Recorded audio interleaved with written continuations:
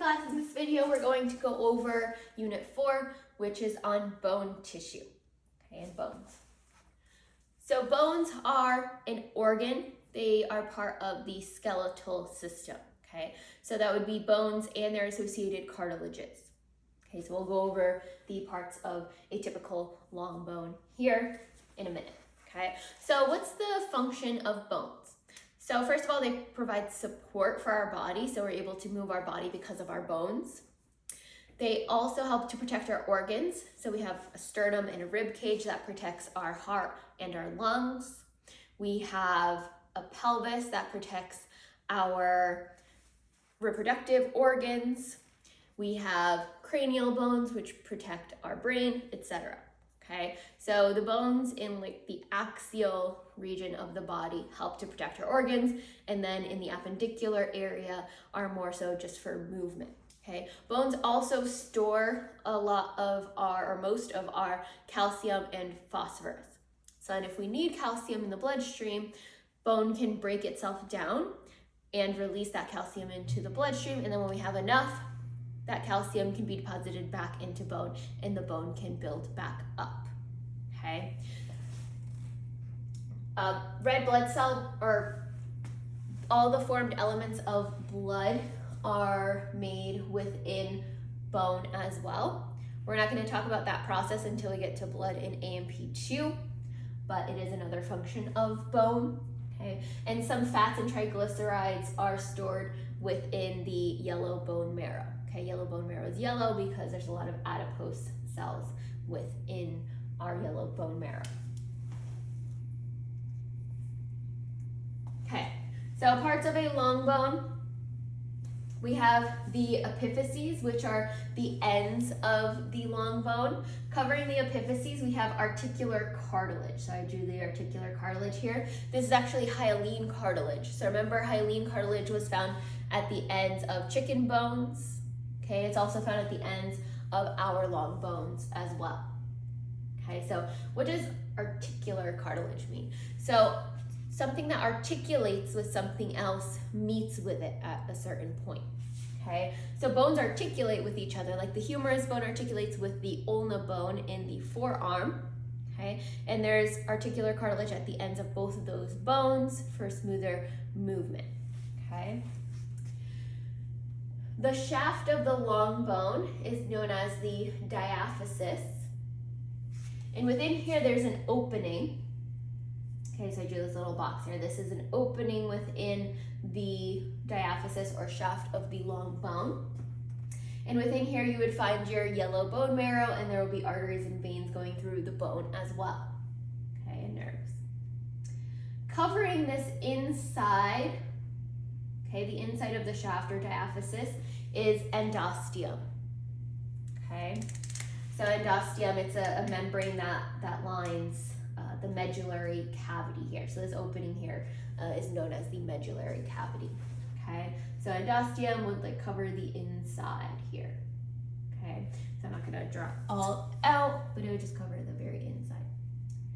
Covering the outside of the bone, there's another thin membrane known as the periosteum. So it's a connective tissue that covers the whole outside of the long bone.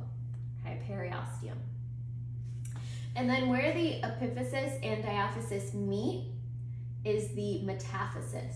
Okay, here and here. So it's where they meet together. Okay. There's also, so I drew this line here. This line is known as the epiphyseal line or epiphyseal plate. Okay, so when bone is still growing, this is cartilage, this is still hyaline cartilage, okay, and it's known as the epiphyseal plate while we're still growing, so when we're younger. Then it hardens or calcifies or ossifies into the epiphyseal line when we're done growing, right? At a certain point, we can't grow anymore. I'm not going to get any taller at this point, right? So now all of my long bones have an epiphyseal line. It's calcified or ossified, right? Hardened. All those just mean hardened, how bone hardens, okay? So it is hardened into this epiphyseal line, okay? And you have it down here as well. Okay. All right, there are 4 major types of cells found within bone. So first we have osteoprogenitor cells.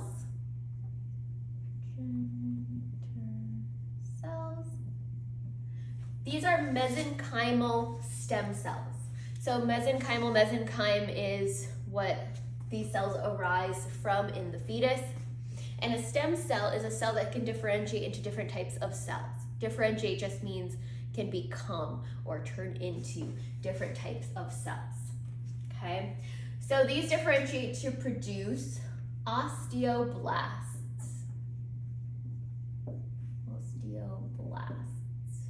Okay.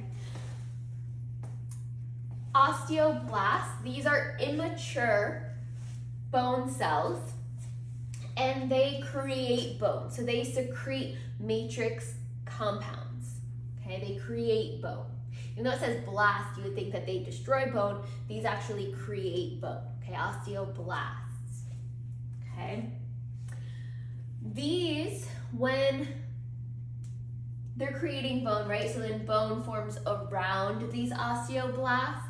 These mature into osteocytes, which means bone cells, right? Anything osteo means bone, and site always means cells. So these are mature bone cells that get trapped within the bone matrix, okay? And they can still create bone if they need to. Okay, so osteocytes.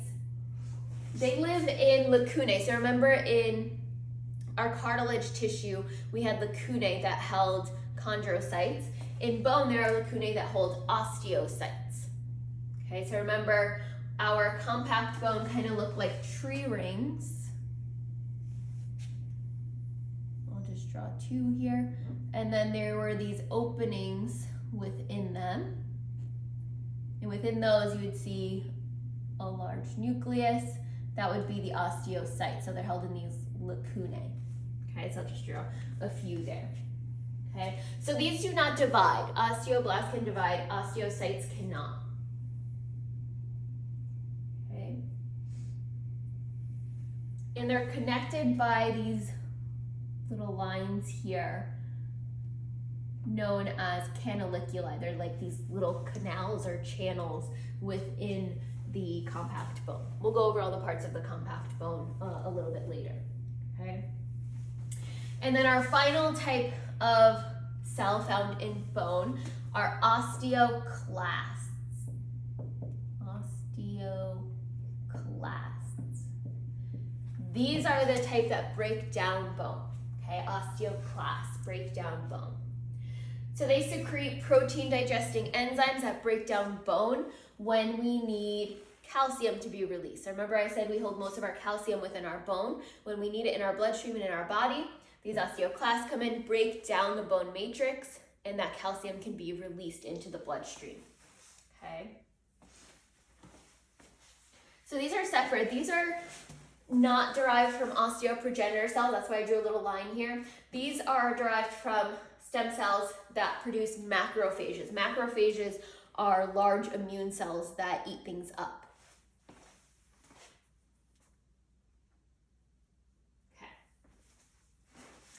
So remember, bone is built up by osteoblasts. These secrete matrix, okay? And then osteoclasts break down bone. So it's we're constantly using both of these to break down bone, release calcium, or to build bone back up, okay, to get calcium back into the bone. We don't want our bones just being broken down, right? They need to be built back up, or else our bones become weak, and that would not be good, right? Then you become fragile, okay? So if we do have more breaking down than we have building up of bone, the bones can become weak, okay? And this can happen with prolonged inactivity. So exercise, especially like weight-bearing exercises, help us to maintain our bone density. Okay, so if we have a few weeks of inactivity, like we're injured or something, we can't really move around, or we just don't feel like getting up and doing anything, right? Our bones can become weaker. Okay, but if we exercise and do more weight-bearing exercises, then our osteoblasts we'll build up more bone and our bones become stronger. Okay, so within this long bone, on the very outside, we have our compact bone. We'll kind of trace it in pink here. Okay, so on the very outside, right within the periosteum, we would have our compact bone. Within there, we have spongy bone. So at our epiphyses here and here, we have spongy bone. Now, spongy bone holds our red bone marrow, and it's not compact like compact bone. It has what's known as trabeculae. So these are like the units that make up spongy bone. Okay, so it's something like this, and there's a lot of spaces in between that would hold red bone marrow. Now we have some red bone marrow in our long bones, but most of our red bone marrow is going to be found in our flat bones. So like the coxal bones that make up the side of the hips, the cranial bones. So if you were to donate bone marrow, then they would likely get it from the hip bones. Okay, so most of our red bone marrow is found in our flat bones. They have a lot more spongy bone within them. Okay, so spongy bone. So spongy bone is lightweight. So our bones, even though some of them are very large, right? Like our humerus, our femur, they don't feel very heavy to us because there's a lot of spongy bone inside. And then we have in our long bones, this medullary cavity here. Okay. So our bones don't feel very heavy because of that spongy bone. It's very lightweight, whereas on the outside, we do have that reinforcing compact bone, okay? And that keeps our bones strong. So they're strong, but they're also lightweight, okay? And they can provide protection and support. Okay, let's go through the parts of compact bone. Okay, so this is the histology of compact bone here. So for within the bone, we have all these circular units here are known as osteons, and they have these ring structures within them. Okay, so you have lots of osteons. I'll draw a few of them just so that you kind of get the picture here. And then let's say this is like the outside of the bone. Okay. And you would also have like these larger rings on the very outside of bone. Let's draw a few of those. Okay, so let's say this is, if we cut the bone this way, okay, a transverse cut, this is what we're looking at from the top down, okay, within our compact bone. So there are a few things that you need to know. Again, the periosteum would be the covering on the very outside of the bone, our connective tissue covering there. Okay, so it's made up of dense, irregular connective tissue.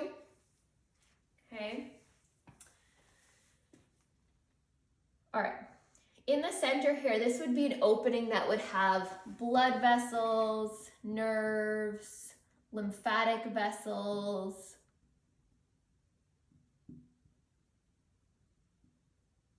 Okay, and they would run through the center of these osteons here. Okay, this whole unit here would be an osteon. Okay, so this opening in the center of these osteons here is known as the Haversian canal or the central canal. So you should know it by either name.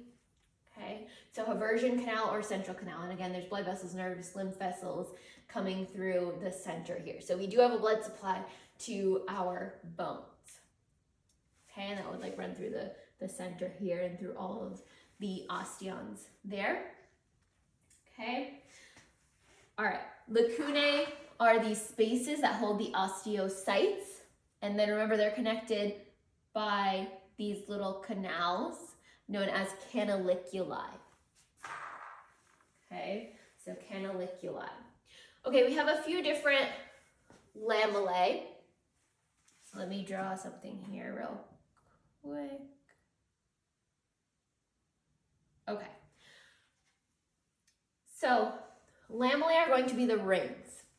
Okay, so around the very outside of the bone, we have a few of these rings that aren't part of the osteons.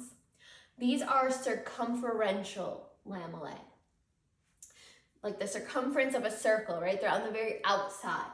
okay, circumferential lamellae. Then the rings that make up the osteons, so the ring structures that make up the osteons, are the concentric lamellae. Concentric, like in the center of everything, right? They make up these osteons, these units of compact bone.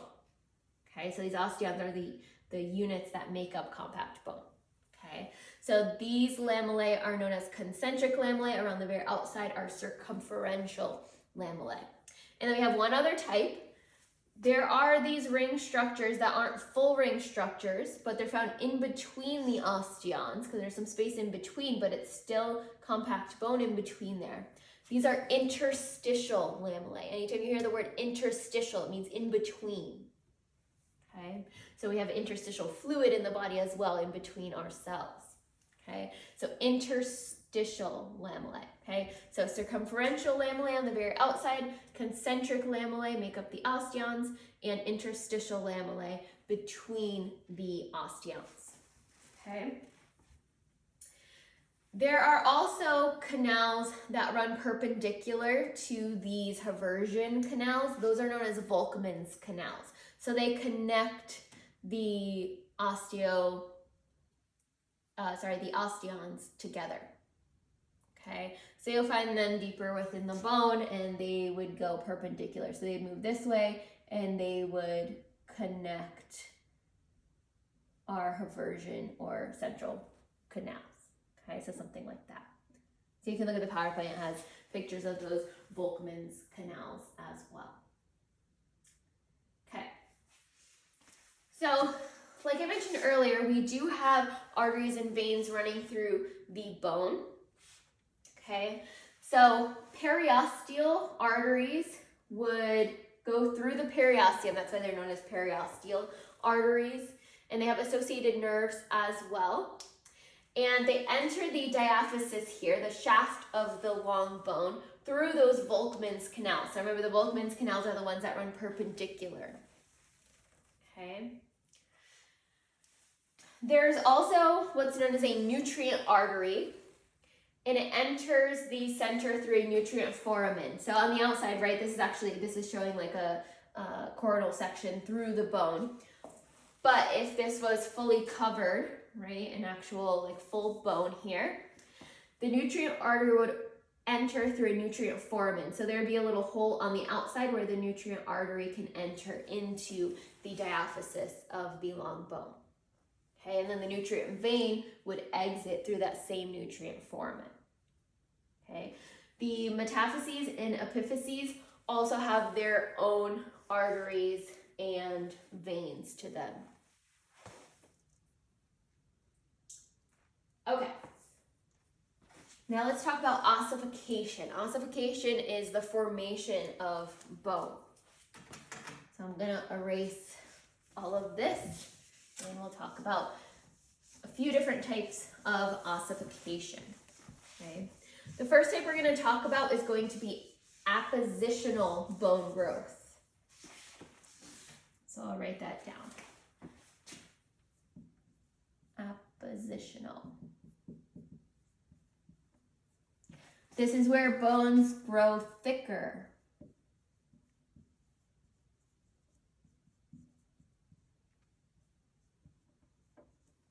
Okay, instead of longer, they're growing thicker. So as we grow, right, a baby doesn't have as thick of bones as we do, right? Or a young child doesn't have as thick of bones as we do. And people who are bigger in general, like men, tend to have thicker bones than women do, right? So bones grow thicker over time, okay, as we're growing.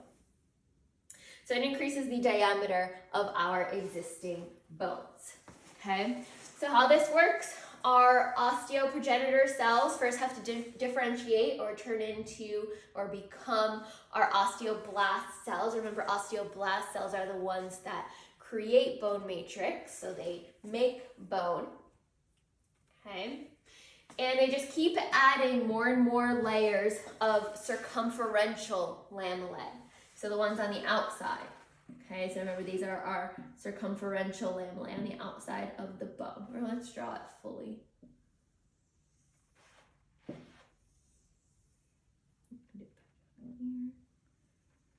Okay, these would be our circumferential lamellae, and then inside we have our osteons, right?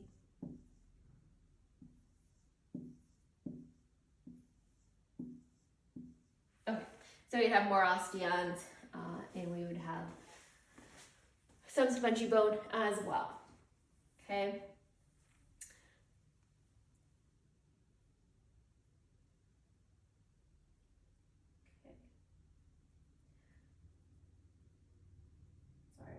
Okay, so our osteoblasts would just keep making successive circumferential lamellae, okay?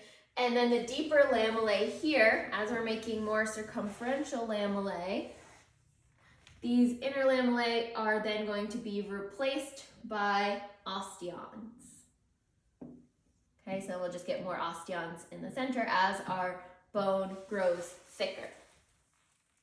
Okay, so again, as our osteoblasts make more circumferential lamellae on the outside of the bone, the inner circumferential lamellae become replaced by osteons. So you just get more and more osteons as the bone grows thicker. Okay, so pretty simple, right? Appositional bone growth. Also at the same time, we would have osteoclasts, which break down bone matrix, removing matrix at the inner surface to enlarge the medullary cavity. So inside here, we'd have our medullary cavity right in the center of the shaft of our long bone. Okay, so this would also need to be removed, enlarging our, making our medullary cavity larger. Okay, so it'd get larger and larger, and we would grow thicker here. Okay. Okay. There are two other types of bone formation. Okay, where bones don't grow thicker but grow longer, or how bone becomes bone. So the first one is intramembranous ossification. Intramembranous.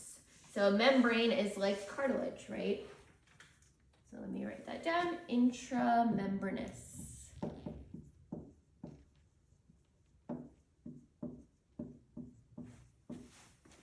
Ossification.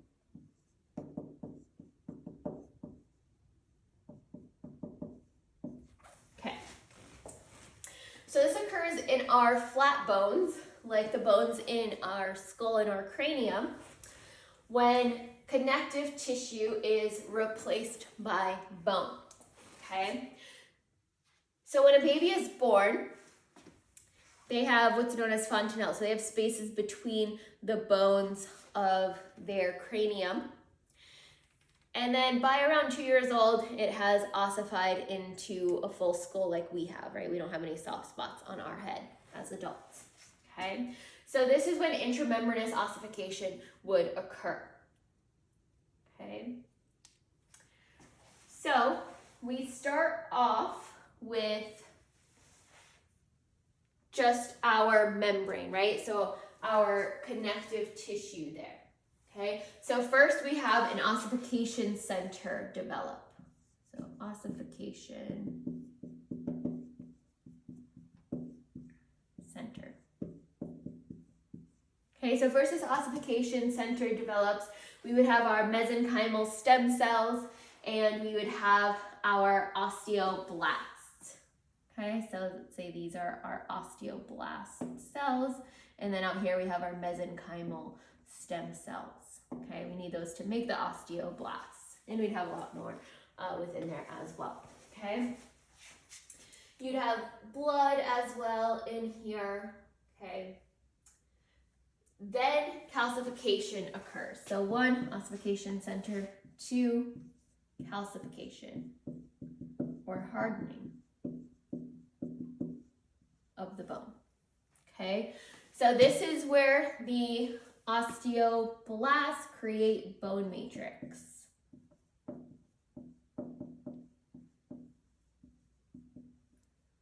Create bone matrix during calcification. Okay, so calcification. Then we have the trabeculae forming. So remember, trabeculae make up spongy bone. So 3 trabeculae formation.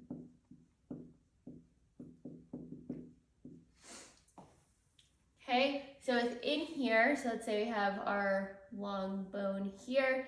There's compact bone on the outside that would be made up of our osteons, right? But then in the center, we have trabeculae. So how this forms is osteoclasts come in and break down parts that we don't need. So we have our kind of trabeculae here. This would be our spongy bone in the center here, okay? So it'd be all throughout there, okay? Okay, and then finally, our periosteum develops.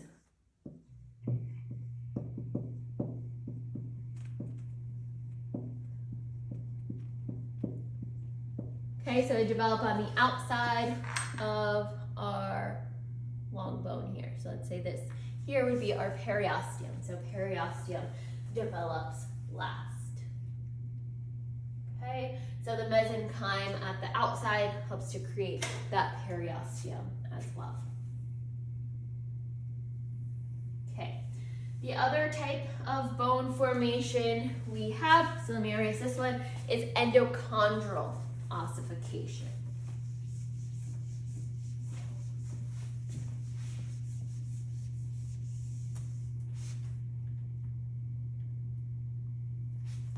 So actually one thing I want to make clear here on step 3 where we have our spongy bone formation, you would have osteoblasts coming in and making that spongy bone, and then osteoclasts can come in and kind of clean things up as well. Okay, so it's not just the osteoclast breaking things down, the osteoblasts have to actually make the trabeculae as well. So I don't think I mentioned that, okay?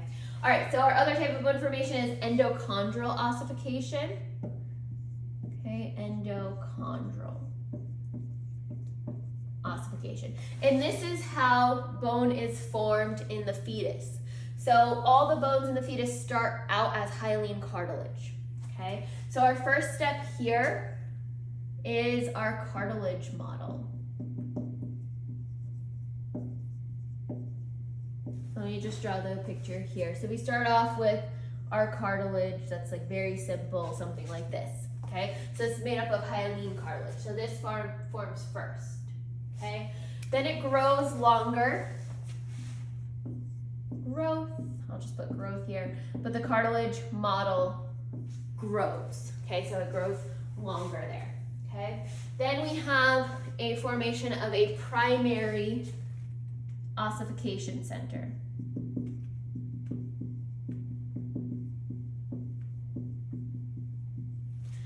Okay, so within here, within our diaphysis, we have an ossification center that forms right in the middle. Okay, so bone tissue starts to replace cartilage. That bone tissue is made by osteoblasts, right? Okay. Then our medullary cavity forms, so we need to kind of carve this out. Remember, the medullary cavity is the open space within the diaphysis, or the shaft of the long bone. So osteoclasts then come in and break down this center area. So I'll put medullary cavity forms. Right, anytime we're making bone, osteoblasts. Anytime we're breaking down bone for whatever reason, like to make a medullary cavity, that would be from our osteoclasts. Okay, so our medullary cavity breaks down. Then we have ossification centers that form at our epiphyses. Okay, so we have 2 other ossification centers forming. So we'll call these our secondary ossification centers. These form. Okay, and then finally we have our articular cartilage forming at the ends of our long bones. We would also have our epiphyseal plate here and here as well. So 6 would be articular cartilage.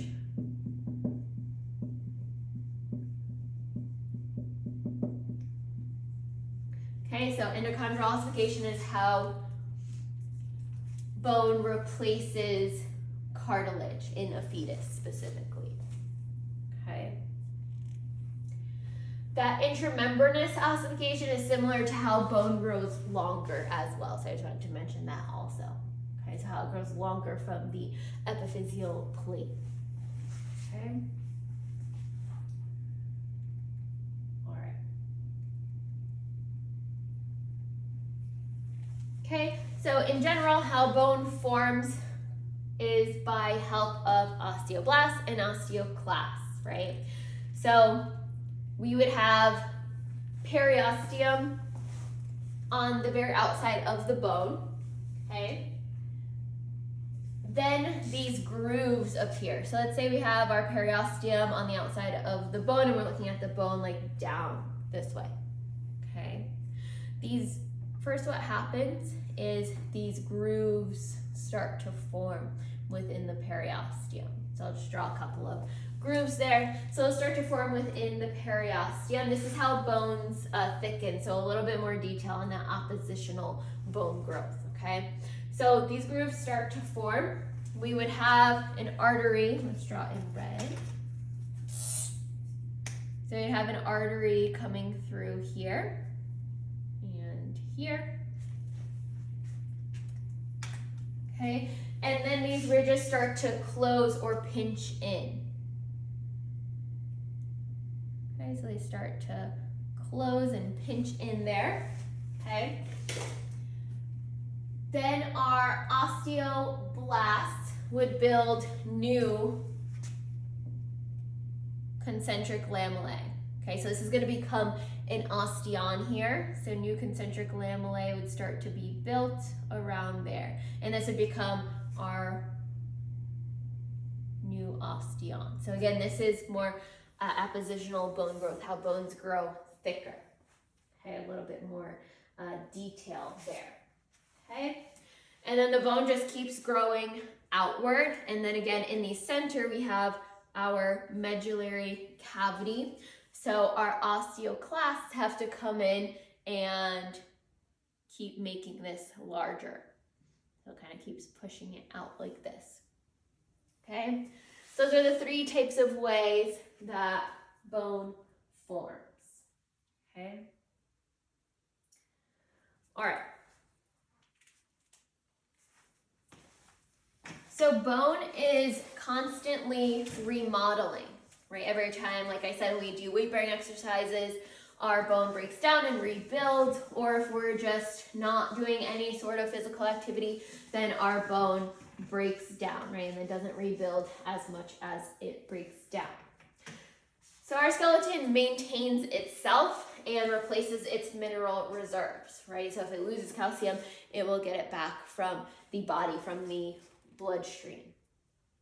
Okay, so turnover rate is going to vary. So again, if we deposit more bone than we take away, then our bones will get stronger. But on the other side, if we break down more bone than we replace or build up, then our bones become weaker. Okay, and that could lead to bone degeneration. Okay.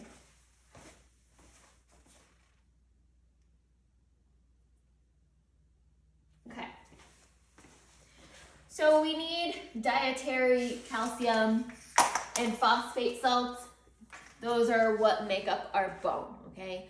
So we need those from our diet to help maintain the strength of our bones, okay? There's a hormone that we have as well known as calcitriol. I'll write that word down, calcitriol. This is made in the kidneys. Calcitriol. Okay, so this is made in the kidneys, and it requires vitamin D to be made. So you probably heard you need vitamin D from the sun, or else you can't absorb calcium. Okay, so calcitriol requires vitamin D, and calcitriol is what helps us to absorb calcium and phosphorus, okay, from our digestive tract. Okay, so vitamin D and this hormone calcitriol are important for absorption of calcium.